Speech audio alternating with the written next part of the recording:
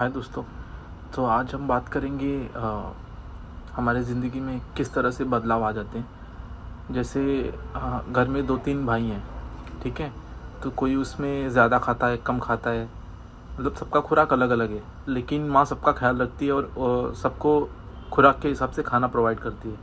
तो कभी वो भेदभाव नहीं करती कि ये लड़का ज़्यादा खाता है वाला ये कम खाता है, ऐसा कुछ नहीं। मीन्स सबका पेट भर जाता है और हम लोग भी उस बात को एक्सेप्ट कर लेते हैं कि हाँ, ये भाई का खुराक ज़्यादा है तो वो ज़्यादा खाएगा, ठीक है। लेकिन समय बीतता है, फिर क्या होता है, जो बड़ा भाई है वो जल्दी कमाना चालू कर देता है।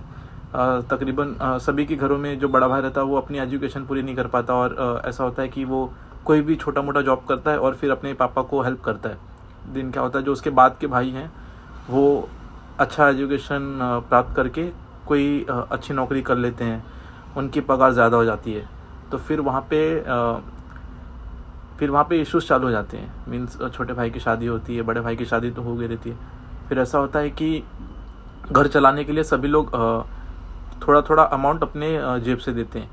तो अभी सपोज जैसे बड़ा भाई है जिसकी पगार 20,000 है, क्योंकि उसने ज़्यादा पढ़ाई नहीं किया और वो बहुत पहले से काम कर रहा है, तो 20-25 हज़ार पेमेंट है। और जो छोटा भाई है वो अच्छी जगह नौकरी कर रहा है और उसका पेमेंट है 80,000 90,000। तो वो घर के लिए समझो 20-25 हज़ार देता है। तो तब तक वो कुछ नहीं बोलता, मतलब जब तक सब नॉर्मल रहता है। बट उसकी शादी हो जाती है, फिर उसकी बीवी आती है, वो बोलती है उसको कि भाई तू क्यों 20,000 देता है, जब तेरा बड़ा वाला भाई घर में खाली 5,000 देता है, 6,000 देता है।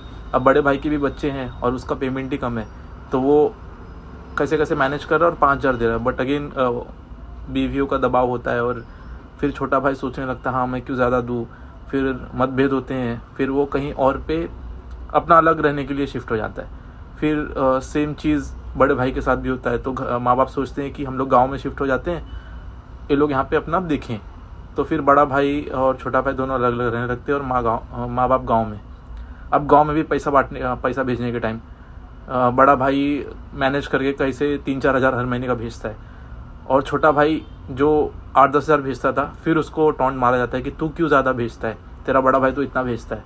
फिर उसमें भी इश्यूज आते हैं। फिर इस तरह से मीन्स पूरा परिवार टूट जाता है जब हम लोग एक नहीं रह पाते, क्योंकि ये जो मतभेद हैं वो टाइम के साथ बढ़ते हैं और कहा-सुनी में ज़्यादा हो जाते हैं। और ये मोस्टली देखा जाता है शादी के बाद। पहले सब नॉर्मल चलता होता है कि हाँ, बड़े भाई ने मेरे लिए सब बहुत कुछ किया है, माँ बाप ने बहुत कुछ किया है। बट जैसे ही हम कुछ अच्छा कमाने लगे और हमारे कान में भरा जाता है कि नहीं नहीं तुम क्यों ज़्यादा कर रहे हो, ऐसा वैसा, फिर हम बहकावे में आ जाते हैं और पूरा घर तोड़ देते हैं। फिर सिर्फ हम अपना परिवार देखते हैं, ये भूल जाते हैं कि हम भी उसी पेड़ के फल हैं और कुछ नहीं, फिर सब अलग हो जाता है।